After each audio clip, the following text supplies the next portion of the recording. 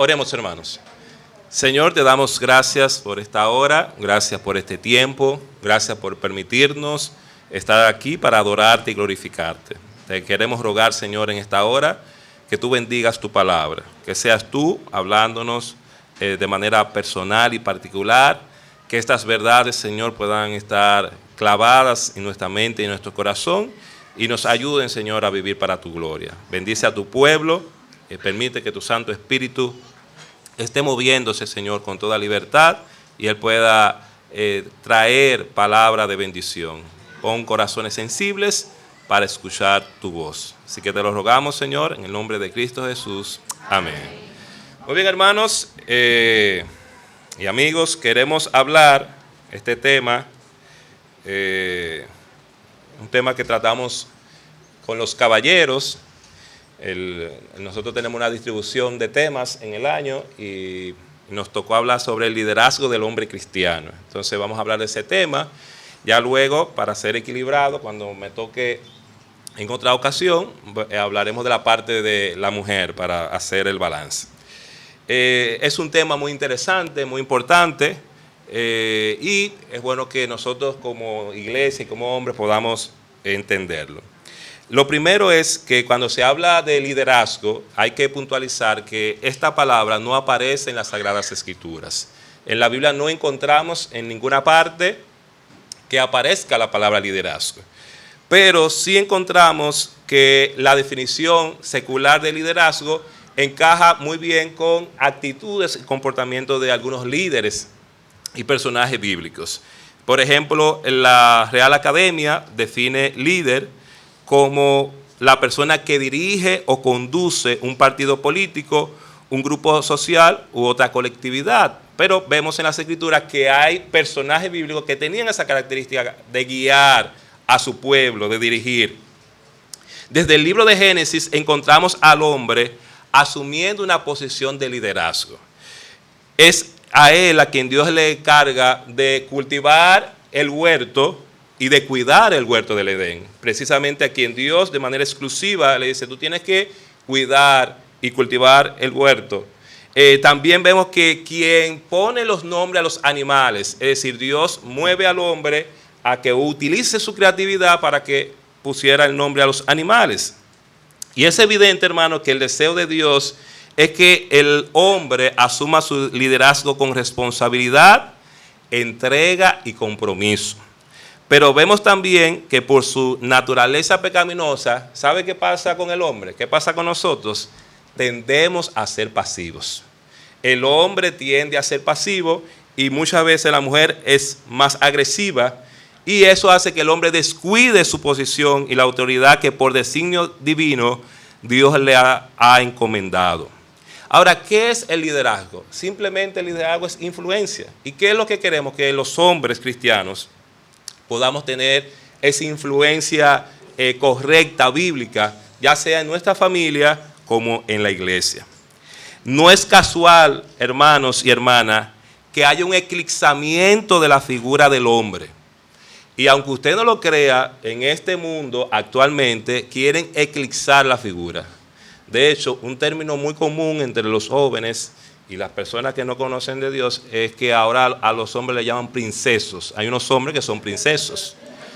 Y aunque usted se ría y piense que es un relajo, pero eso de ser princeso es parte de ese eclipsamiento que se está haciendo de manera sostenida con la figura del hombre.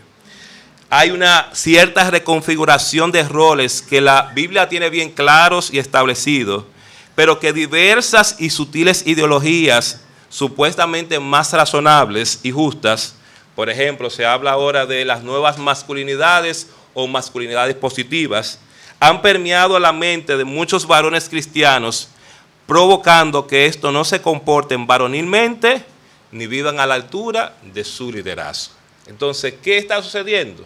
Bueno, la sociedad quiere eclipsar la figura del hombre, la sociedad quiere cambiar los roles, quiere que el hombre sea mujer y que la mujer sea hombre, y se ve. Hace una semana, hablando con los jóvenes en la escuela, una jovencita lo dijo así: El problema, profesor, es que los hombres quieren ser mujeres y las mujeres quieren ser hombres. Y esa es la realidad. Hay un cambio de configuración. Dice un autor, en la mente de la mayoría de las personas contemporáneas, el excluir a las mujeres del liderazgo de la iglesia es sexista, discriminatorio y un ejemplo más de dominación masculina. Pero este no debe ser el caso. Nadie que en verdad ame a la gente, que sea sensible a la palabra de Dios y que esté consciente de la dolorosa deshumanización que las mujeres han sufrido y aún sufren en todo el mundo, deseará discriminar contra las mujeres. En la iglesia, el pensamiento cristiano de ninguna manera quiere discriminar a las mujeres. Nosotros sabemos que las mujeres han sufrido demasiado bajo hombres crueles e irresponsables y tienen todo el derecho, dice el autor, de demandar justicia y cambio. La discriminación contra la mujer es un pecado grave y deshonra a Dios, en cuya imagen la mujer fue creada. Sin embargo, a sabiendas de que nosotros sabemos que es una realidad, en nuestro celo por corregir el mal cometido contra la mujer, no debemos olvidar que Dios diseñó distinciones masculinas y femeninas a fin de que los sexos se pudieran complementar perfectamente entre sí y ejercitar distintas funciones en la sociedad. El negar estas distinciones es tan destructivo y deshonroso como es el pecado de discriminar contra la mujer. Ciertamente es un pecado discriminar contra la mujer, pero ciertamente es un pecado no hacer realmente la distinción entre los roles de la mujer y los roles del hombre. El hacer ver que la mujer tiene que comportarse como hombre y que el hombre como una mujer es una distorsión que no enseña la palabra de Dios. Es notorio, hermano, y es una realidad, cómo cada día las mujeres ocupan más espacio en la esfera laboral, en la vida comercial, en las universidades. Por ejemplo, yo que he tenido tiempo con estudiantes, la mayoría son hembras. Usted no encuentra varones estudiando, no están en eso. Y aunque eso no es negativo en sí, sí evidencia algo acerca de los hombres, que son pasivos y tienden a acomodarse y ceder su liderazgo. Es por eso, simplemente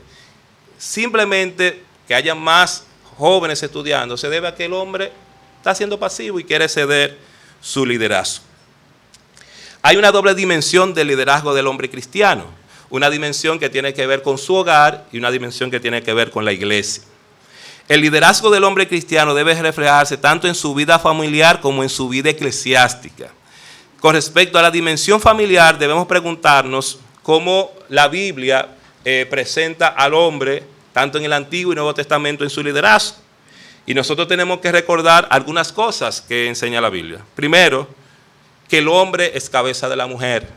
Si nosotros decimos eso en un espacio institucional, ¿usted sabe qué va a pasar? Se va a armar un escándalo. ¿Sabe qué va a pasar? La gente va a entender que lo que estamos diciendo es una imposición y no lo que enseña la palabra de Dios. ¿Por qué? Porque hay una campaña sostenida, mantenida para eclipsar la figura del varón. Y hay una campaña desde las instituciones del Estado, por ejemplo, el Ministerio de la Mujer vive haciendo charlas constantemente. Usted ve, por ejemplo, una institución que tiene que ver, por ejemplo, con el petróleo, Refidonza. El Ministerio de la Mujer no tiene que meterse en eso ahí, porque usted no refina nada ahí, ¿verdad? Pero usted sabe qué hacen. Se crean una charla ahí y obligan a los colaboradores a hacer cursos de roles y de género, con el propósito de ir cambiando la mente. Pero la Biblia dice claramente que el hombre es la cabeza de la mujer. El hombre es la cabeza de su familia. El hombre es quien debe tomar la iniciativa y el hombre debe ser el guía espiritual de su familia. Ahora, ¿qué significa que el hombre es la cabeza de su mujer y de su hogar? ¿Qué significa eso para nosotros como cristianos? ¿Qué implica que el hombre sea el que tome la iniciativa en su casa y en la iglesia? ¿Qué implica que el hombre es el guía espiritual en su casa y en la iglesia? Obviamente, cuando hablamos de ser el guía espiritual, nos referimos, ¿verdad?, a ese esa familia funcional donde está papá y mamá y los hijos y son cristianos, porque sabemos que hay realidades en que quien tiene que tomar la batuta, como ustedes dicen, es la mujer, ya que el hombre no es cristiano. Dice el pastor José Mayén en su libro Una familia bajo la cruz: Él nos ha llamado a ser la cabeza del hogar y esta posición nos coloca en jerarquía. Dios trazó las pautas y declaró lo que debe ser, y bajo ninguna circunstancia admite que el rol de uno sea cambiado por el del otro. Vamos a ir a 1 Corintios, capítulo 11, versículo 3, para que veamos.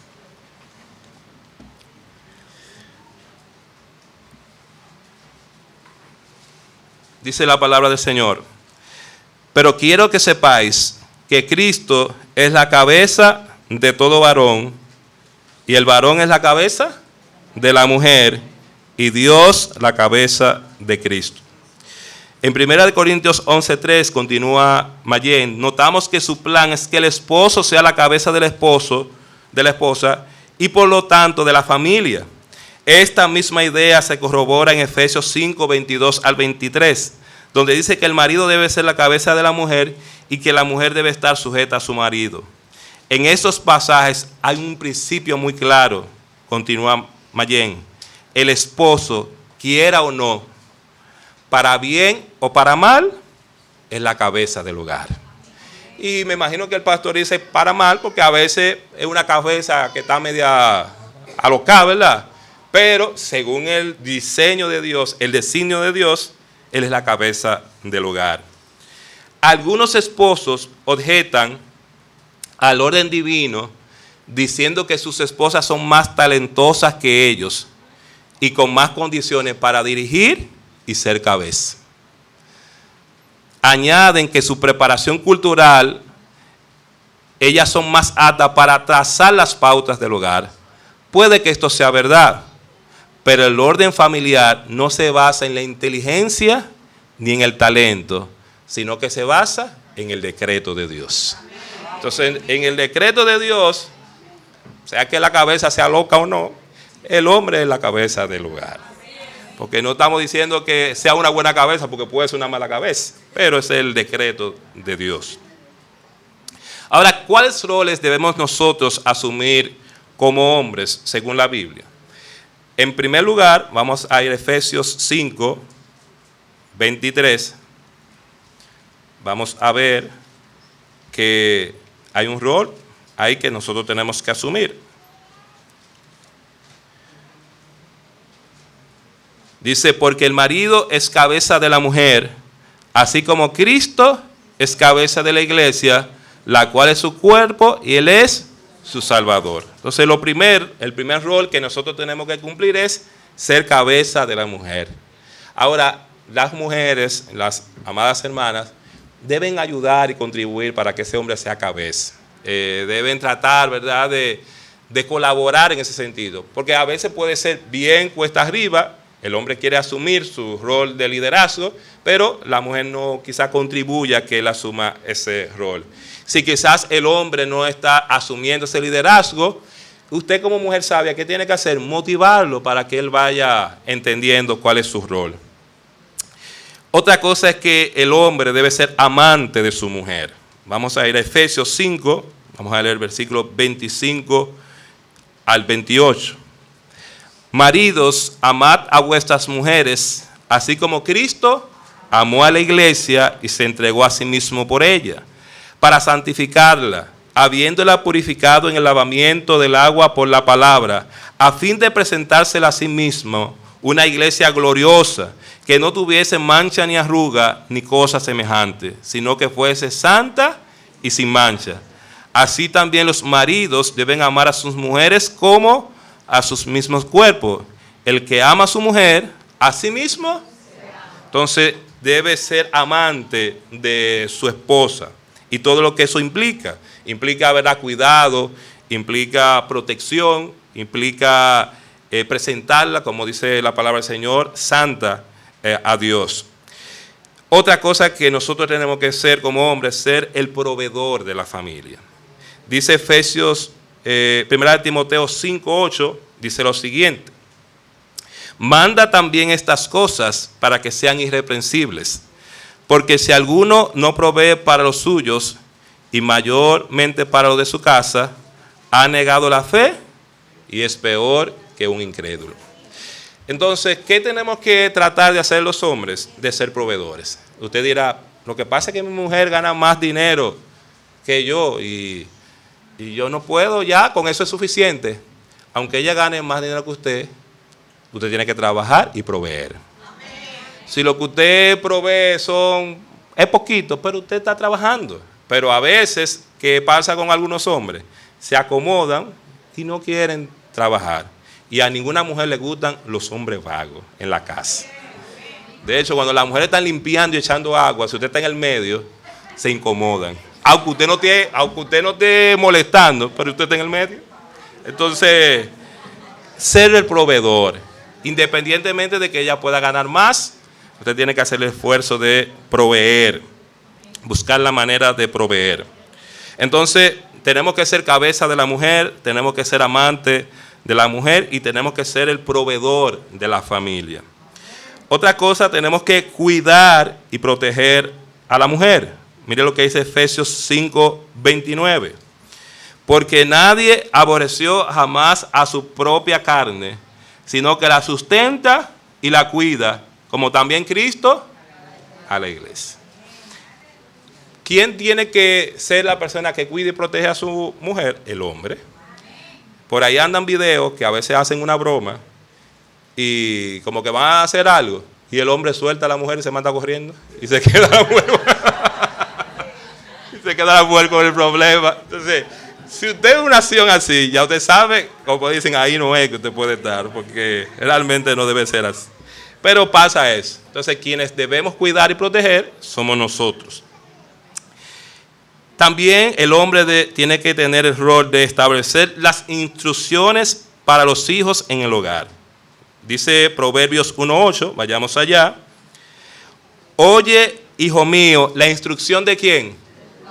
De tu padre. Y no desprecies la dirección de tu madre. Entonces, la instrucción en el hogar, a quien debe corresponderle, debe ser al hombre. ¿Y qué va a hacer la mujer?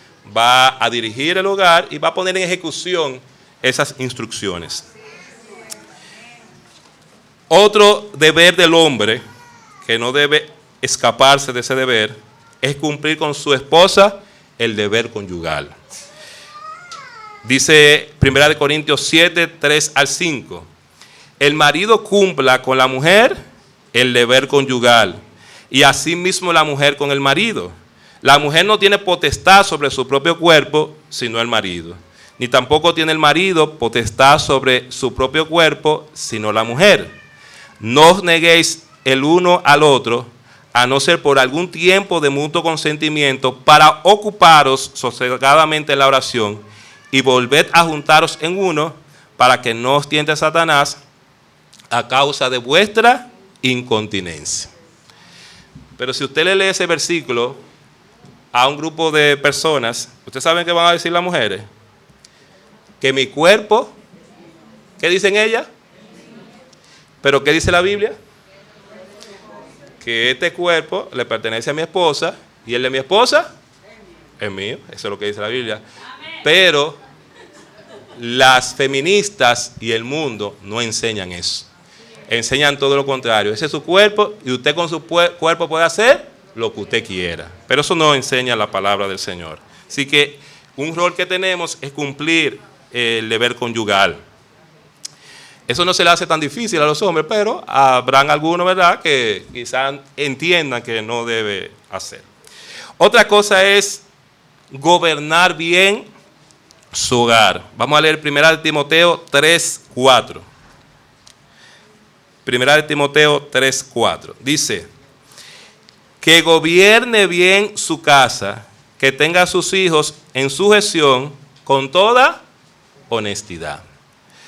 Entonces, otro rol que nosotros tenemos es que tenemos que gobernar bien ese hogar, tratar de que las cosas marchen bien, que los hijos puedan estar bien. Ahora, como dice Steve Farrar, La estrategia de Satanás para destruir a la familia, ¿usted sabe cuál es? Anular al hombre. De hecho, yo he escuchado personas que no son cristianas diciendo la importancia del papá dentro de la familia. Y realmente, hermano, es así.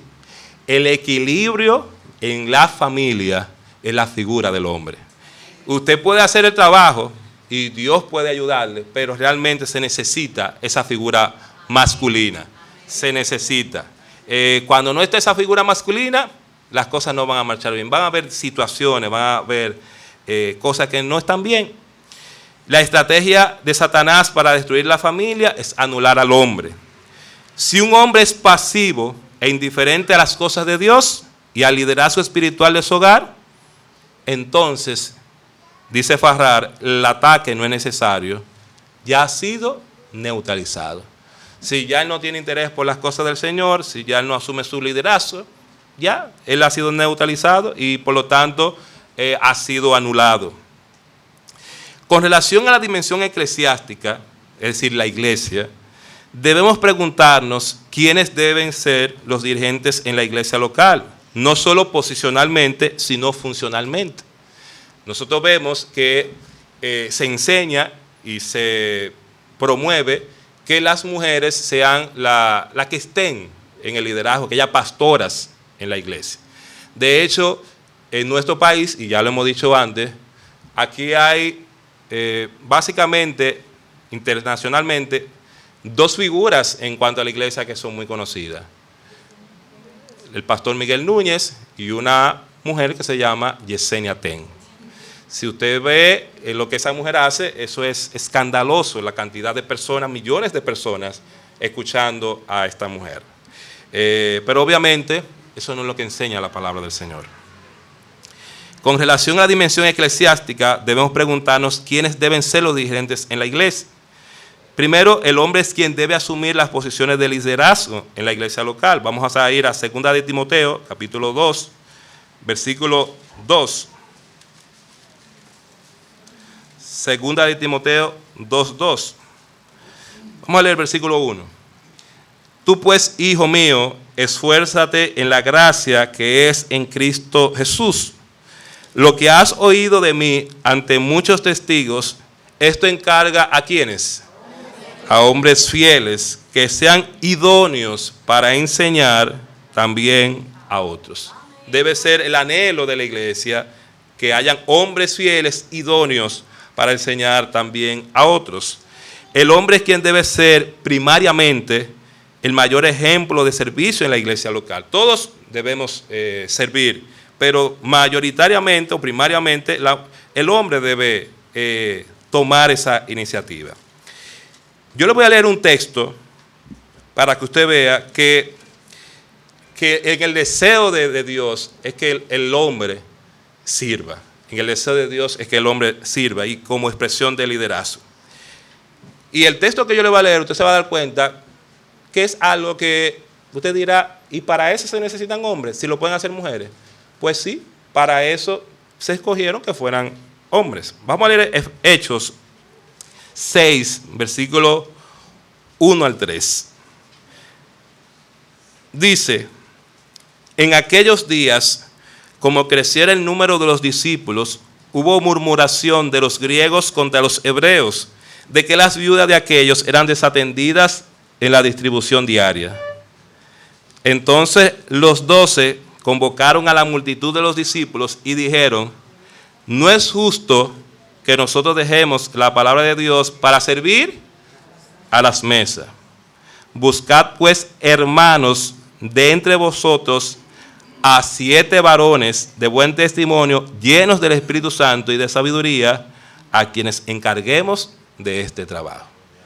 Ahora, ¿sabe cuál es la norma en las iglesias, en todas las iglesias? Que quienes tienen que hacer eso son las mujeres. Y se ha quedado así. Pero nosotros vemos que en esta situación los apóstoles expresamente dijeron, busquen varones entre ustedes para que ellos se dediquen a servir las mesas. Si no hay ningún problema, si aquí hay algún brindis, que sean los varones que lo hagamos. Eso no debe ser un problema, porque en la iglesia primitiva, a quienes los apóstoles decidieron para esa distribución, fue a esos hombres. Pero muchas veces pensamos que debe hacerse de otra manera. Obviamente no importa que lo hagan también las hermanas, pero tampoco se puede pensar que solamente es exclusivo de ellas. El hombre es el primero que debe idear y pensar lo mejor para la edificación espiritual de la iglesia local.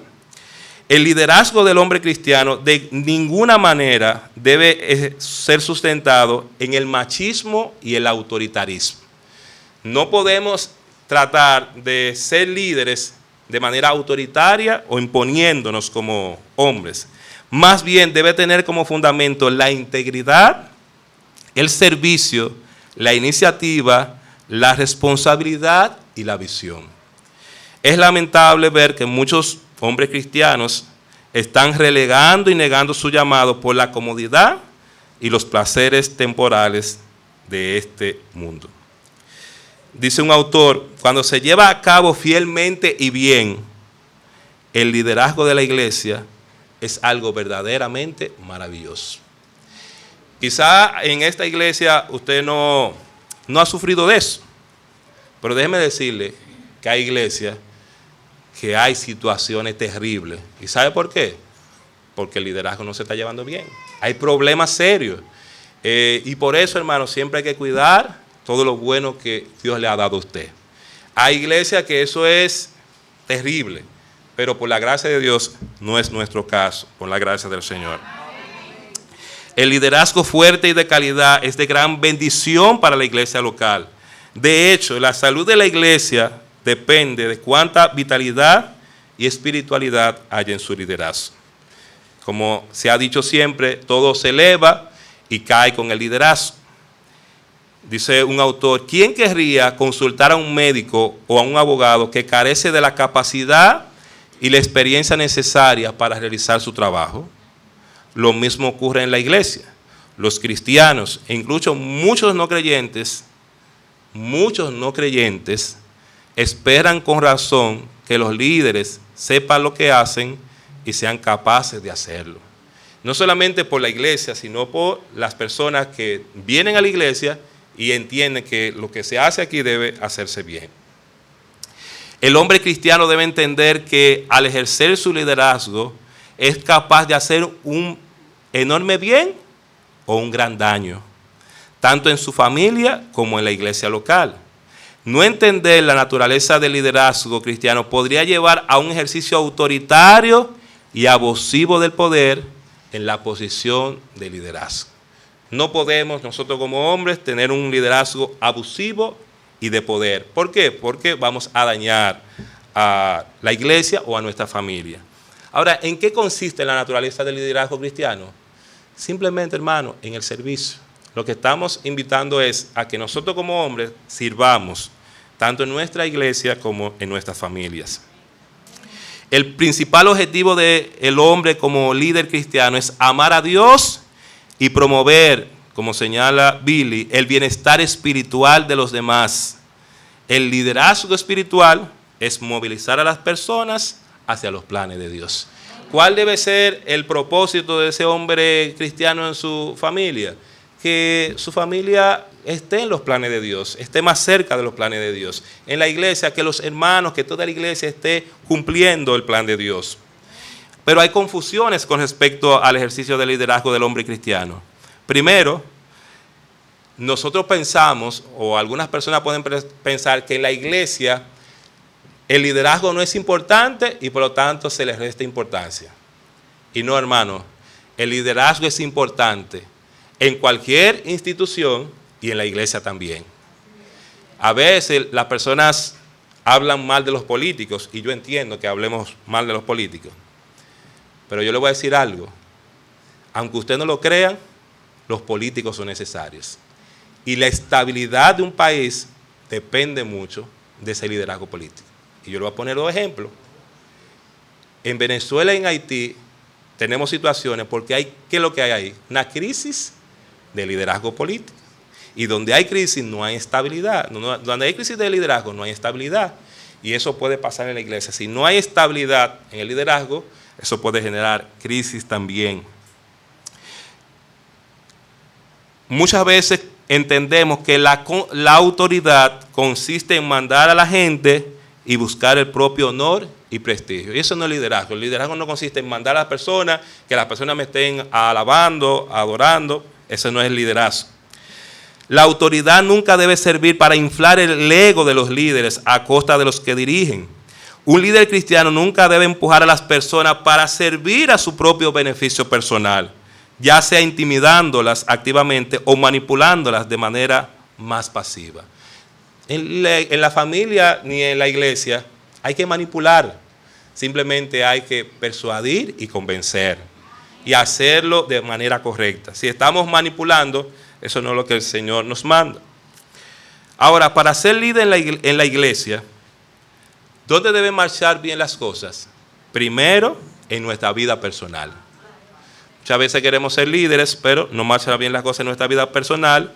En mi vida espiritual no están marchando bien. No es porque usted sea más talentoso, no es porque usted tenga más capacidad, nada de eso. Primero tienen que marchar las cosas bien en nuestra vida. Un hombre que no es líder en su casa tampoco tiene derecho a ser líder en la iglesia de Dios. Y una mujer que no cuida su casa no tiene derecho a servir en la iglesia de Dios. Yo estoy sirviendo mucho en la iglesia, soy la persona que más colaboro y ayudo, la persona más activa, pero mi casa está descuidada. Entonces, si su casa está descuidada, hermana, usted no puede. Atienda eso primero y luego atienda lo otro. Porque muchas veces actuamos de esa manera. Muchos hombres no asumen el liderazgo tanto en la casa como en la iglesia. Y tú no puedes asumir el liderazgo de la iglesia si primero no estás ejerciendo bien el liderazgo de tu casa. Y tú no asumirás bien el liderazgo de tu casa si primero no te sometes al liderazgo de Dios. Nos sometemos al liderazgo de Dios, somos líderes en nuestro hogar y luego líderes en la iglesia. La imagen del hombre pasivo no es la imagen que Dios quiere. ¿Tendemos a ser pasivos los hombres? Sí, tendemos a ser pasivos. Hay que cambiar ese bombillo. Pasa una semana, pasan 2 semanas, pasan 3 semanas y la mujer viene. Hay que cambiar el bombillo. Pasa otra semana, pasa otra semana y la otra semana, ¿usted sabe qué pasa? No se ha cambiado el bombillo, todavía sigue ahí el bombillo. Entonces, ¿qué hace la mujer? La mujer busca una silla y pone su bombillo. Pero ¿tú sabes por qué ella hizo eso? No porque ella quisiera hacer eso, porque ella le dijo al hombre que había que cambiar, sino que el hombre fue pasivo. Entonces nosotros, por eso yo digo nosotros, me estoy incluyendo, ¿verdad? Que no esté diciendo, nosotros tendemos a ser pasivos, pero lo que Dios quiere es que seamos más aguerridos y asumamos nuestra responsabilidad. Eso es lo que el Señor quiere, ¿verdad? Que nosotros seamos de esa manera. Hay mujeres que si usted la deja, le cambia todo, ¿verdad? Entonces usted tiene que ponerse en eso, porque mire, tiene que ponerse en eso, porque hay mujeres que, de hecho, uno ve y hay que reconocerlo. Hay mujeres que tienen, ¿verdad?, esa capacidad de hacer tantas cosas y la hacen muy bien también. Pero si usted tiene eso, ¿qué usted tiene que hacer? Vaya un chin más allá, ¿verdad? Póngase en eso, que Dios quiere que usted asuma eso. Pero lo más cómodo para nosotros es que la mujer lo haga todo, ¿verdad? Eso es lo más cómodo. Y que ella asuma el liderazgo. Eso es lo más cómodo.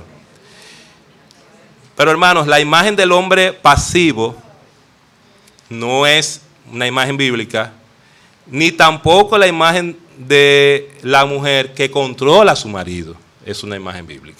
No podemos decir que porque yo soy pasivo la mujer va a controlar, eso tampoco es bíblico. El hombre no debe ser pasivo y la mujer no puede ser controladora, ejecutiva. El pastor Ezequiel Molina, en la Batalla de la Fe, dijo unas declaraciones que aquí se volvió la red y todo el mundo, porque él decía que probablemente una mujer que esté muy entregada a sus empresas, a su trabajo, muy exitosa, hay un hogar descuidado. Y la realidad es que él tenía razón. Pero la sociedad se puso, ¿verdad? Y comenzó a atacarlo y decir que él era. Pero es así, no, si usted no se enfoca en algo, ninguno de nosotros, si nosotros no nos enfocamos en una actividad, aunque queramos hacer muchas, no lo vamos a hacer exitosa todas. Entonces eso puede pasar. Pero hay requisitos para ser líder. Primero, el líder debe tener una visión. Nosotros como hombre cristiano, ¿verdad? Entendemos que esa visión proviene ¿de dónde? De la palabra de Dios.